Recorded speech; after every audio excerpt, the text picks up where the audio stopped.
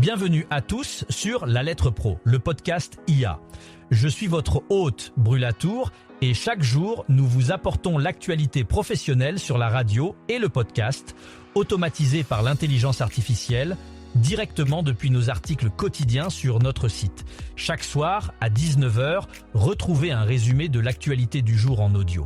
Aujourd'hui, nous sommes ravis de vous présenter l'épisode 45 de notre première saison. Pour commencer, parlons de Radio France et de sa nouvelle initiative.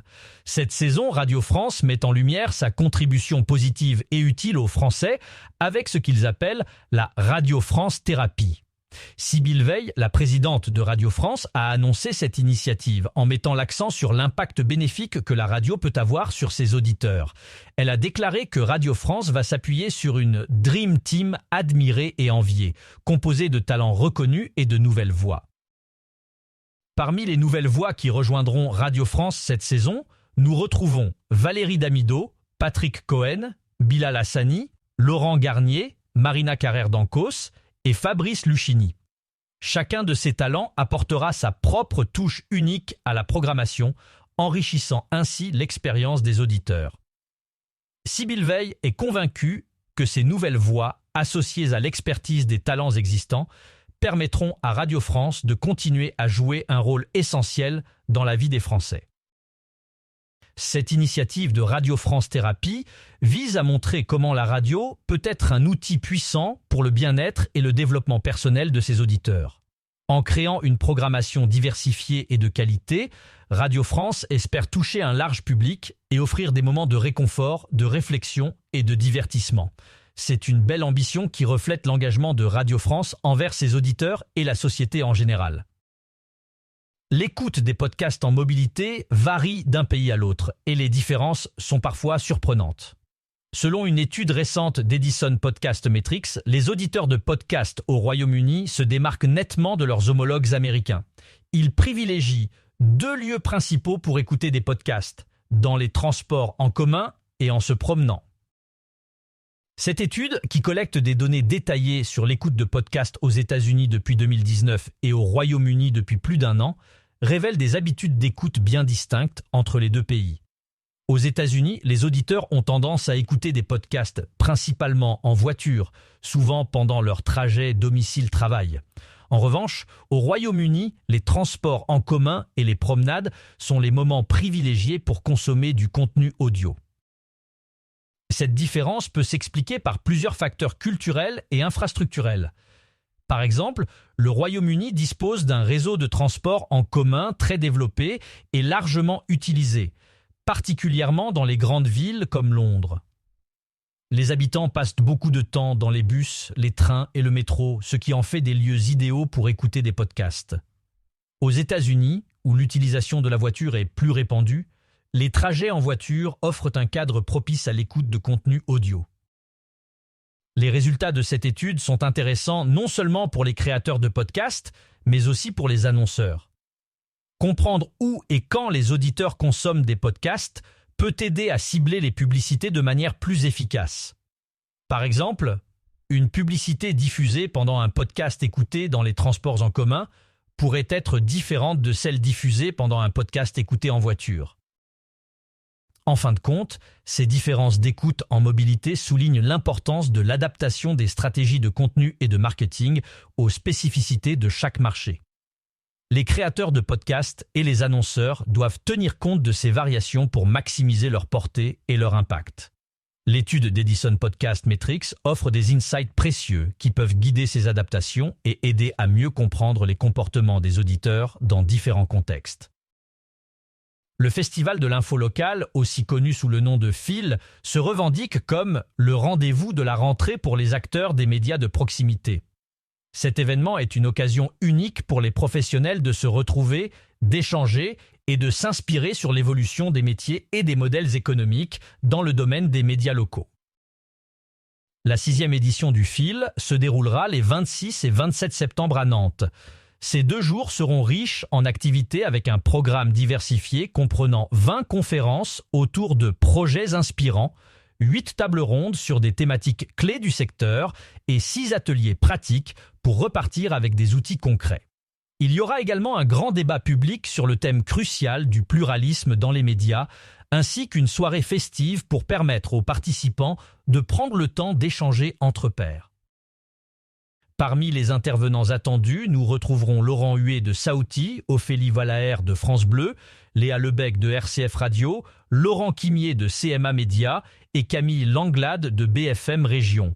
Ces experts partageront leurs expériences et leurs visions sur l'avenir des médias de proximité.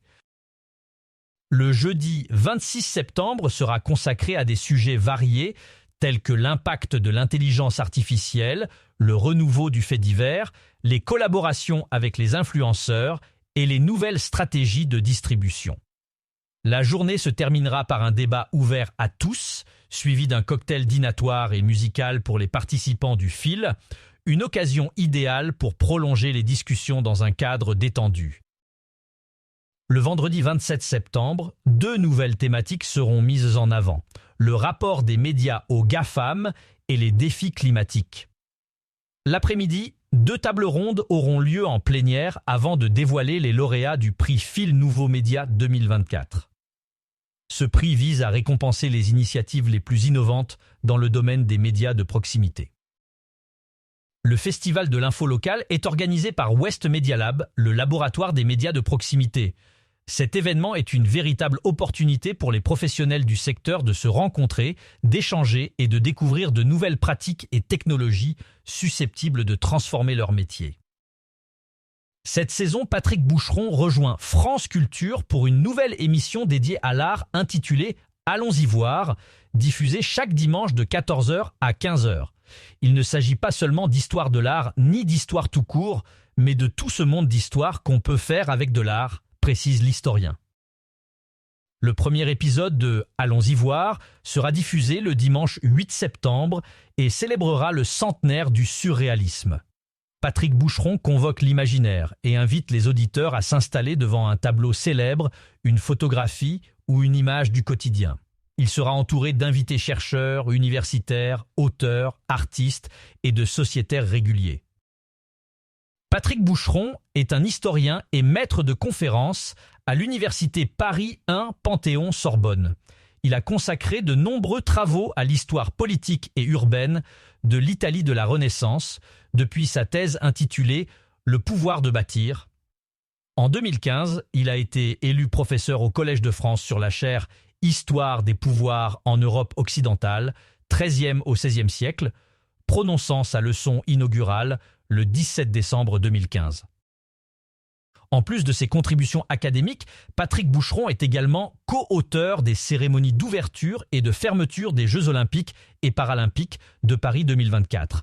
Son expertise et sa passion pour l'histoire de l'art et de la culture promettent de faire de Allons-y voir une émission incontournable pour les amateurs d'art et d'histoire.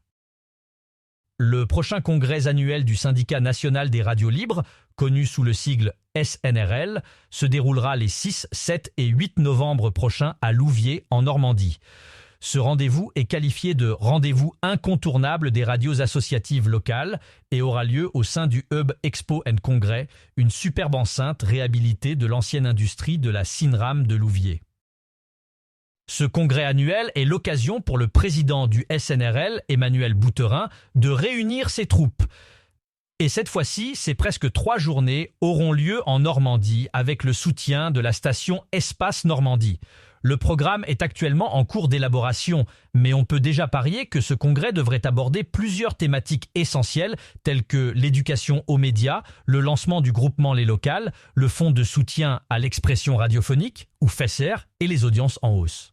En teasant ça, Emmanuel Bouterin a souligné l'importance de ce congrès en déclarant « À l'heure de l'intelligence artificielle en radio, il est très utile, par exemple, notamment au congrès de Louviers, d'échanger sur les perspectives, les interrogations et les obstacles à surmonter. » Ce prochain congrès de Louviers devrait également être le dernier en tant que président du SNRL pour Emmanuel Bouterin, ce qui lui confère une importance particulière.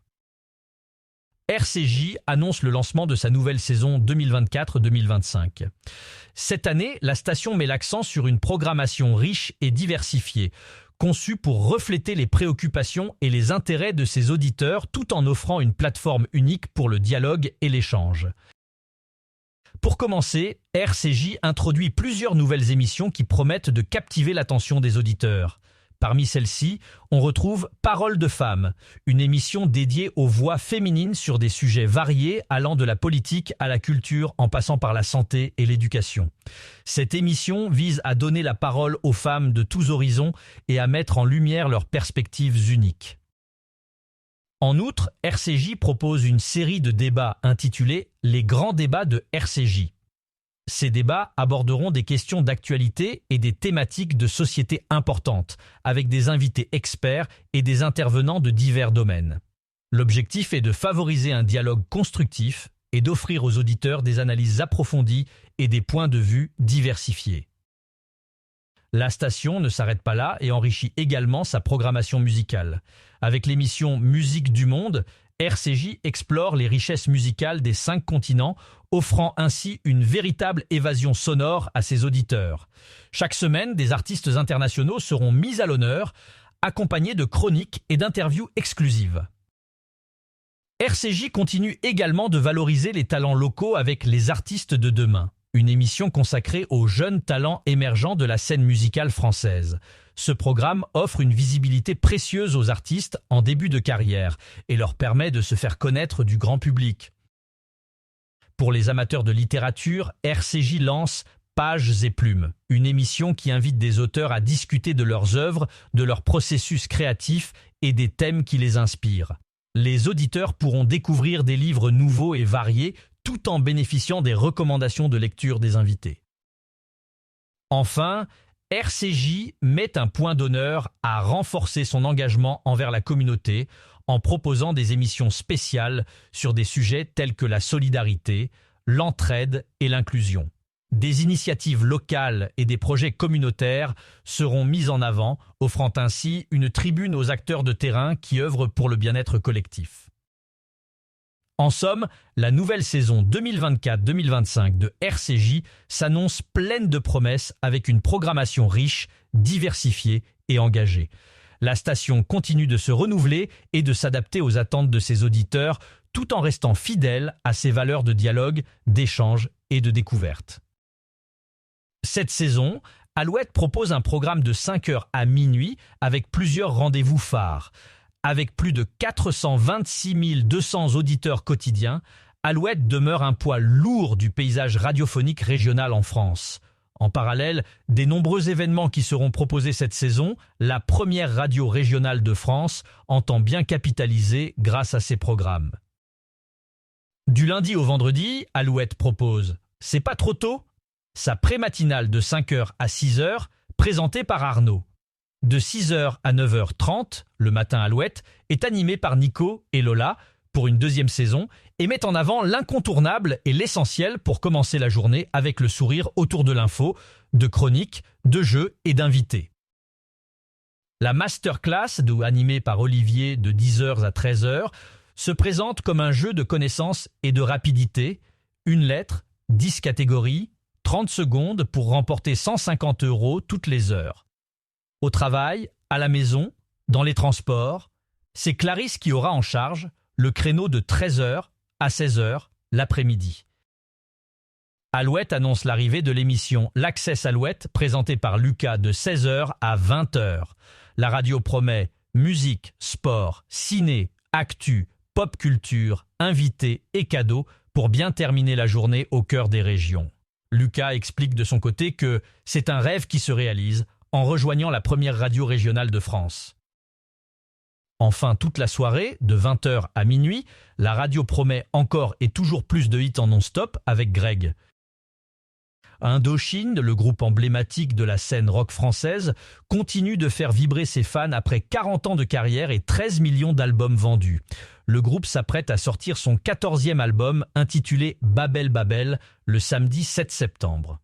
Cet album très attendu marque un nouveau chapitre dans l'histoire d'Indochine qui a déjà conquis des millions de cœurs avec ses mélodies envoûtantes et ses paroles poignantes. Pour célébrer la sortie de Babel Babel, France Bleu organise une émission spéciale avec Indochine le mardi 10 septembre de 19h à 21h. Nicolas Sirkis et Oli de Sat seront les invités d'Émilie Mazoyer dans Décibel, le rendez-vous musical quotidien de la station. Cette émission promet d'être un moment exceptionnel pour les fans du groupe, offrant une plongée exclusive dans les coulisses de la création de l'album. Pendant ces 2 heures, les auditeurs auront l'occasion de découvrir les nouvelles chansons de l'album, d'entendre des anecdotes sur leur fabrication et de plonger dans les souvenirs et les grands projets du groupe. Nicolas Sirkis et Oli de Sat partageront leurs réflexions sur le processus créatif derrière Babel Babel et discuteront des thèmes abordés dans leur nouvelle composition. Mais ce n'est pas tout. Les fans d'Indochine auront également la chance de poser leurs questions en direct. Un numéro spécial, le 08 10 055 056, sera ouvert pour permettre aux auditeurs de participer activement à l'émission. C'est une opportunité unique de dialoguer avec les membres du groupe et d'en savoir plus sur leur parcours et leurs inspirations. Émilie Mazoyer, qui animera cette émission spéciale, est connue pour sa capacité à créer des moments de partage authentiques avec ses invités. Sa passion pour la musique et son talent pour poser les bonnes questions promettent de faire de cette émission un moment inoubliable pour tous les fans d'Indochine. Ne manquez pas ce rendez-vous exceptionnel sur France Bleu le mardi 10 septembre de 19h à 21h. Pour clôturer cet épisode, nous allons parler de la matinale de Radio Contact qui paie l'apéro à ses auditeurs. L'équipe de la matinale de Radio Contact donne le ton de cette nouvelle saison qui sera placée sous le signe de l'interactivité et de la proximité avec les auditeurs. L'équipe part à la rencontre de ses auditeurs jusqu'à la fin du mois en organisant des apéros dans différentes villes de Belgique. Ces événements sont non seulement une occasion de rencontrer les auditeurs en personne, mais aussi de prendre la température et d'entendre leurs réactions directement sur le terrain. Organisés dans des lieux conviviaux, ces apéros permettent aux auditeurs de discuter avec les animateurs de la matinale, de partager leurs idées et de proposer des sujets qu'ils aimeraient voir abordés à l'antenne. C'est une belle initiative qui renforce le lien entre la radio et ses auditeurs et qui montre l'engagement de Radio Contact envers sa communauté. Ces apéros sont également l'occasion pour l'équipe de la matinale de mieux comprendre les attentes et les envies de leur audience. En créant ces moments de partage et d'échange, Radio Contact s'assure de rester en phase avec son public et de proposer des contenus qui résonnent avec les préoccupations et les intérêts de ses auditeurs. En plus des rencontres en personne, Radio Contact utilise les réseaux sociaux pour prolonger l'expérience et permettre à ceux qui ne peuvent pas assister aux apéros de participer virtuellement. Les auditeurs peuvent suivre les événements en direct, poser leurs questions et interagir avec l'équipe de la matinale via des lives et des stories. Cette initiative de Radio Contact est un excellent exemple de la manière dont les radios peuvent utiliser l'interactivité et la proximité pour créer une relation plus forte avec leur audience. En allant à la rencontre de ses auditeurs et en écoutant leur feedback, Radio Contact montre qu'elle est à l'écoute et prête à évoluer en fonction des attentes de son public. Voilà qui conclut notre épisode d'aujourd'hui. Merci de nous avoir rejoints sur La Lettre Pro, le podcast IA. Je suis Brulatour et nous nous retrouverons demain soir à 19h pour un nouveau résumé de l'actualité professionnelle sur la radio et le podcast. Passez une excellente soirée et à bientôt.